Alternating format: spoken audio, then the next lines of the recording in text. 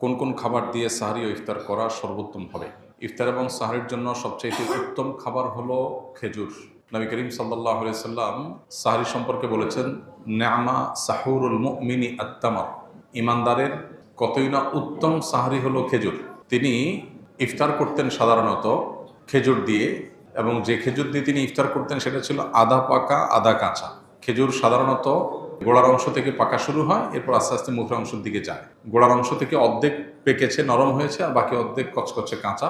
এই খেজুরকে বলা হয় রোতাব। নবী সাল্লাল্লাহু আলাইহি সাল্লাম এটা দিয়ে সাধারণত ইফতার করতেন। গরমের সময়, রমজান হলে এটা পাওয়া যায়।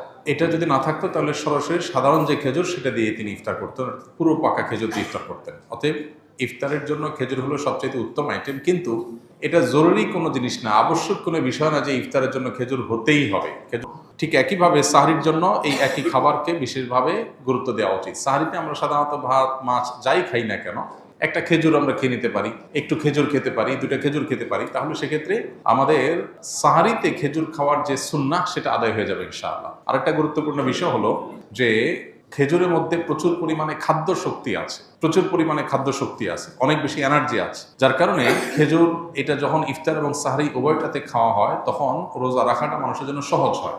আর সবচেয়ে বড় কথা হলো নবী করিম সাল্লাল্লাহু আলাইহি ওয়াসাল্লাম সুন্নাহ, অতএব সেই চেষ্টাটা আমরা করব।